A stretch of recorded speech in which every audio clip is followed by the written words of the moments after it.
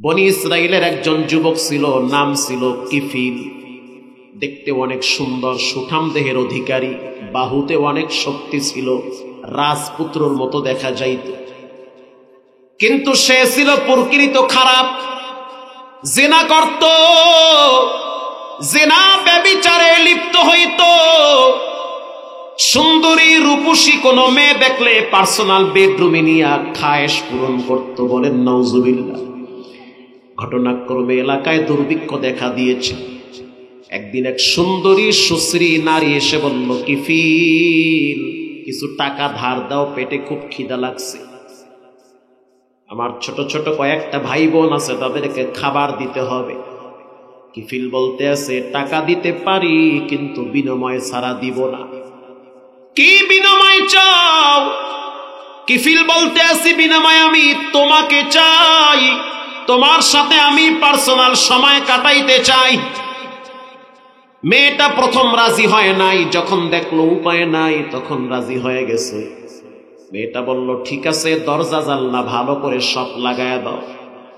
আমি একজন বংশীয় নারী, সমাজে আমার একটা সম্মান আছে। এই কাজ জঘন্যতম কাজ, মানুষ জানলে আমাকে জুতা মারবে। কেউ যেন দেখতে না পারে, জানলা দরজা সব লাগায়া দাও। কিফিল বলতে আছে, পরিপূর্ণ নিরাপত্তা থাকবে, কেউ দেখবে না, জানলা দরজা সব লাগায়া দিলাম। এবার যখন কিফিল মেয়েটাকে বিছানায় শোয়ায় দিছে, মাটির বিছানায়। তৎকালীন সময় তো ওরকম খাট আর সোফা ছিল না। ওই যুগে, ওই সময় তিনি ধনী ছিল, ওই সময় তার কাছে প্রিয় বিছানায় শোয়ায় দিল সুন্দরী নারীকে। এবার মেয়েটা বলতে আছে, কিফিল, ডাইনে বামে তাকায় দেখো কোন ছিদ্র আছে নাকি, যে দিয়ে মানুষ দেখবে আমরা কি করি। কিফিল বলতে আছে, দেখি কোন ছিদ্র আছে কিনা, যে বাহির থেকে কেউ দেখবে কিনা। ইন দি মিন টাইমে কিফিল দেখলো যে হ্যাঁ, দুই একটা ছিদ্র আছে, চাইলে মানুষ এক চোখ দিয়া ভিতরে দেখতে পারবে। কিফিল এবার কয়েকটা গাছের পাতা ছিঁড়ে টুকরা টুকরা করে ছিদ্রগুলো আটকায়া দিছে। এবার বলতে আছে, কেউ দেখবে না, দিব্যি আরামে তুমি আমি আনন্দে আত্মতৃপ্ত হব। এবার মেয়েটার শরীর থেকে কাপড় অর্ধেক খুলে ফেলাইছে নিজের হাতে কিফিল। আল্লাহ রসুল বলেন, দেখো, মানুষ যখন আল্লাহকে ভয় করে তখন তার শরীরের পশম দাঁড়িয়ে যায়, হাত পা ঠান্ডা হয়ে যায়। মেয়েটার চোখের পানি গড়ায়া গড়ায়া মাটিতে পড়তেছে। কিফিল প্রশ্ন করল, মা ইউবুকি, কি হয়েছে, কেন কাঁদো? এই কাজগুলো আমার সাথে করে কত মেয়ে তৃপ্তি লাভ করছে, আর তোমাকে দেখতেছি চোখের পানি ঝর্ণার মতো বায়া বায়া পড়ে। কিফিল বলতেছে, কেন কাঁদো? মেয়েটা বলতে আছে, ইন্নী আখাফুল্লাহ, আমি আল্লাহর সবচেয়ে বেশি ভয় করি।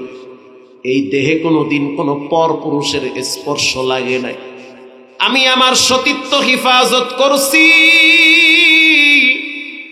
যেই মাটিতে আমারে সময় রাখছো, এই মাটির নিচে কিফিল, তোমার আব্বা তো কয়েকদিন আগে চলে গিয়েছিল, তোমার মা মাটির নিচে চলে গেছে। কিভাবে পাল্লা তুমি আমাকে মাটিতে সময় দিয়া জেনা করার জন্য প্রিপারেশন নিয়েছো? বাধা দিব না, কারণ টাকা নিয়েছি।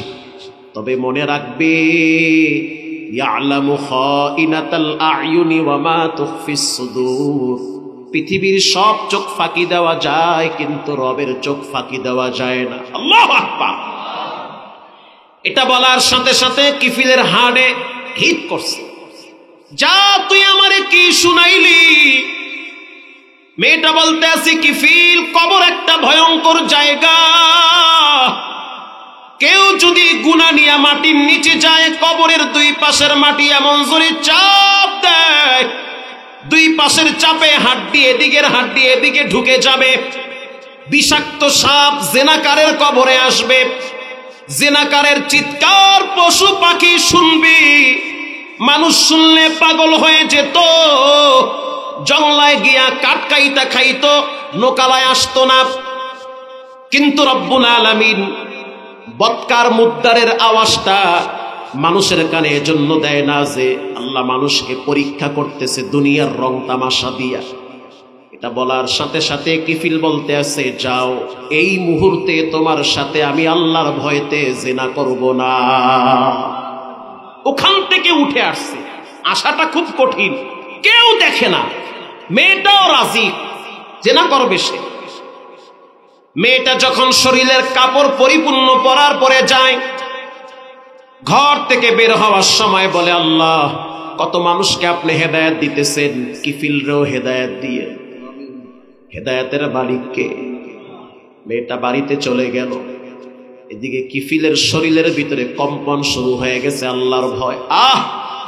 কি করলাম জীবনী, কত পাপের বোঝা মাথায় নিয়ে ঘুরবো, অতি দ্রুত আমি তো কবরের দিকে চলে যাচ্ছি। ডানে বামে বন্ধু বান্ধব অনেকেই কবরের যাত্রী হয়ে গেছে। এবার কিফিল দেরি আর করে নাই, ফ্রেশ হয়ে গেল।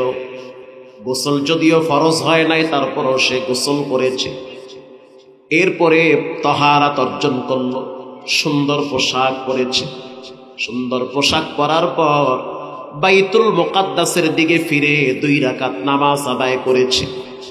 2 রাকাত নামাজ পড়ে যায় নামাজে বসে বসে কিফিল বাচ্চাদের মতো কাঁদতেছে আর বলতে আছে, আল্লাহু হাজিরিন,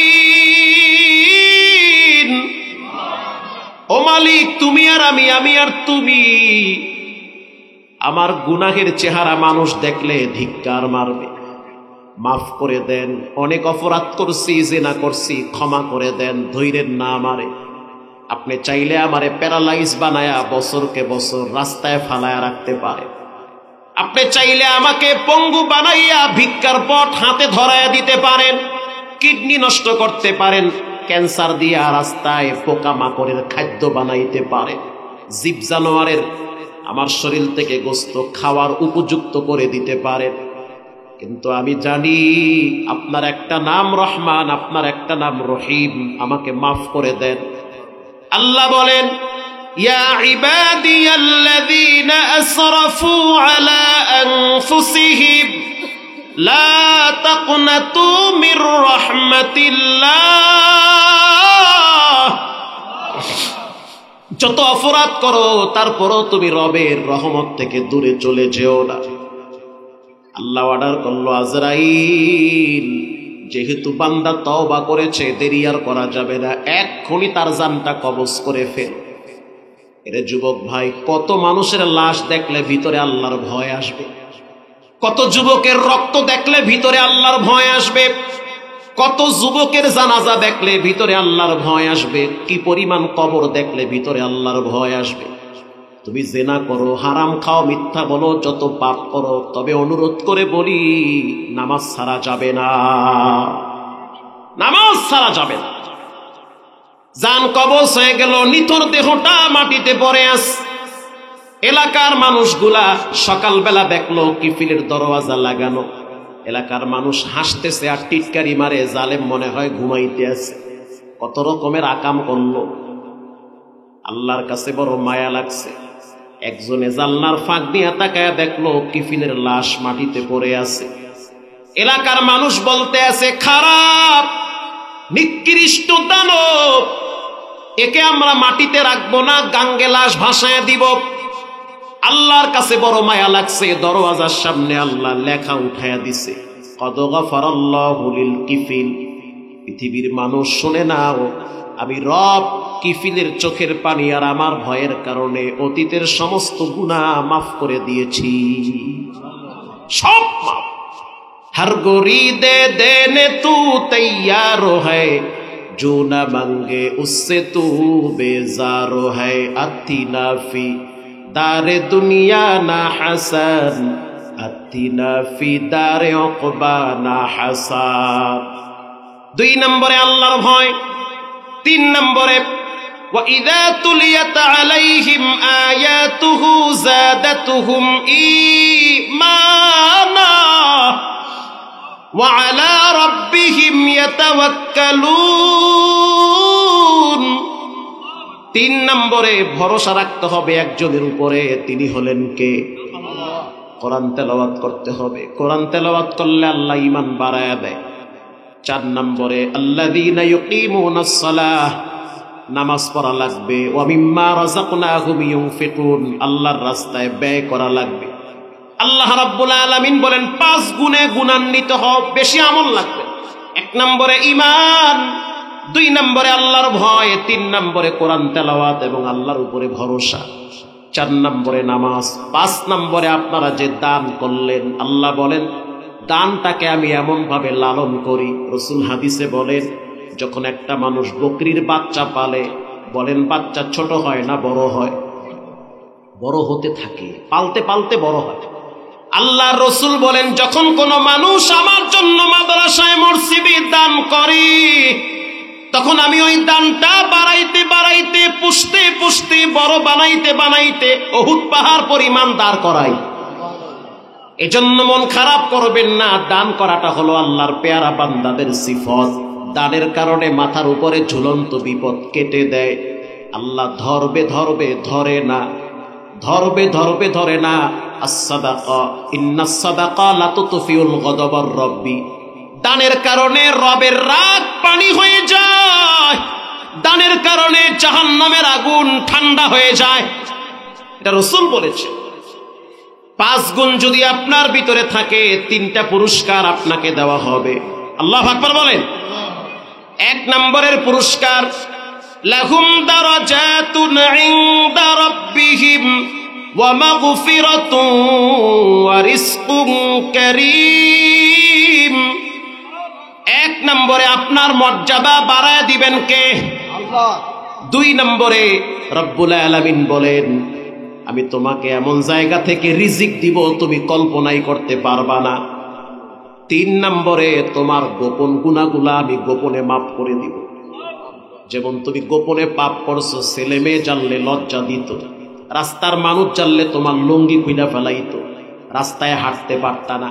ওই গোপন পাপগুলা চাইলে আমি ফাঁস করতে পারতাম। ওয়া মাগফিরাতু, যখন মানুষ পাপ কইরা রবের কাছে ক্ষমা চায়, আল্লাহ রাব্বুল আলামিন বলেন আমি গোপনে তার পাপগুলা ক্ষমা করে দিব। প্রিয় ভাইয়েরা আমার, প্রিয় বাবারা আমার, এখানে এমন মানুষ বসা আছেন 30-40 বছর পর্যন্ত গোপনে গোপনে পাপ করতেছে। আজকে একটা সুযোগ আসছে, আল্লাহর কাছে গোপনে তওবা করবেন আর মা বাবার জন্য দিল থেকে দোয়া করবেন। জীবনে যদি ভালো কিছু হতে চান, আমি আজকের জুমায়ও বলেছি, একজন যুবকের জন্য, একজন পুরুষ মানুষের জন্য 2টা জিনিস প্রয়োজন। কয়টা? আলহামদুলিল্লাহ 2টা। আলহামদুলিল্লাহ, লা ফাখরা লাহু, শুকর আল্লাহ। 1 নম্বরে প্রত্যেকটা পুরুষের জন্য তার মা বাবার দোয়া খুবই জরুরি। 2 নম্বরে স্ত্রীর সাপোর্ট বড় জরুরি। পুণ্যবর্তী স্ত্রী, নেককার বিবি। স্ত্রী হলো স্বামীর শক্তি। আল্লাহু আকবার বলে। স্ত্রী স্বামীর কি শক্তি? বাহিরে কাজ করবেন, এই শক্তি আপনার স্ত্রী ঘরে জোগায়। স্ত্রীও তো তেমন দিনদার হওয়া লাগবে, নেককার হওয়া লাগবে। একজন পুরুষের 2টা জিনিস দরকার। 1 নম্বরে মা বাবার দোয়া, 2 নম্বরে স্ত্রীর সাপোর্ট। স্ত্রীর সাপোর্ট বড় সাপোর্ট। মানসিক ভাবে যখন ভেঙ্গে পড়বেন, স্ত্রী বলবে কোনো টেনশন নাই, আপনি বেঁচে আছেন, এটাই তো বেশি। কথা কন না কা? ব্যবসায় লস খাইছেন, স্ত্রী বলবে আপনি ঘাবড়াবেন না, টেনশন করবেন না, এক জায়গায় লস খাইছেন, কি হয়েছে, আল্লাহ আর এক জায়গা থেকে দিবে। এমন বিবি যার ঘরে আছে, গোপনে আল্লাহর কাছে 2 রাকাত নামাজ পড়ে কাঁদেন আর বললেন আল্লাহ তুমি তো আমাকে স্পেশাল নিয়ামত দিয়েছো।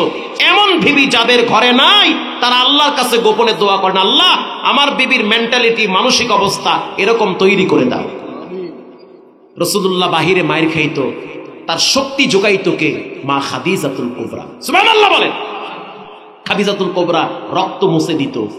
টিস্যু তো ছিল না, কাপড় অথবা ওই যে চাটাইগুলা পুইরা পুইরা ছাই বানায়া ওটা ফোম আকারে মা খাদিজাতুল কুবরা এরকম রক্ত মুছে দিত আর বলতো আপনি ঘাবড়ায়েন না, আপনার রব আপনাকে অনেক ভালোবাসে। যারা আপনাকে পাথর মারে, কিছুদিন পরে তারা আপনার জন্য কানতে কানতে পাগল হয়ে যাবে। রাসূলুল্লাহর শক্তি সাপোর্ট যোগাইতো মা খাদিজাতুল কুবরা। এরকম নেককার স্ত্রী ঘরে আনো, খালি এহেন্দে হইন্দে টাং টন মাইরা দৌড় মাইরো না, ঠিক না ঠিক? মা বাবাকে দেখে শুনে বুঝে শুনে ভালো বংশ থেকে নিয়ে আসো, তাহলে দইরা দৌড় মারো না। কয়দিন পর দেখি একটায় দেয় গলায় দড়ি, আর একটায় বাথরুমে গিয়ে হারপিক খাইয়া মরে। প্রিয় ভাইয়েরা আমার, মা বাবার জন্য দিল খুলে দোয়া করবেন। দোয়াটাও রব্বুল আলামিন শিখায় দিয়েছেন, রব্বির হামহুমা কামা রব্বায়ানি সগীরা। রব্বির হামহুমা কামা রব্বায়ানি সগীরা। যার আব্বা আম্মা নাই কবরের পাশে একটু দাঁড়াবে, সূরা ইখলাস একবার, সূরা ফাতিহা একবার, সূরা ইখলাস 3 বার পড়বে। গোপনে গোপনে নীরবে নীরবে চোখের পানি ছেড়ে কাঁদবেন আর বলবেন, আল্লাহ আমার মা আমার জন্য মেথরনির মতো কষ্ট করেছে, আমার আব্বা নিজে কষ্ট করেছে, আজকে সুখের দিনে বাবাই নাই, দুঃখের দিনে বাবাই ছিল। পুরা মজমার ভিতরে আমি 5টা মায়ের সন্তান চাই, কে পারবেন? হুজুর আমি আমার মায়ের জন্য 1000 টাকা আল্লাহর নবীর ঘরে ফালা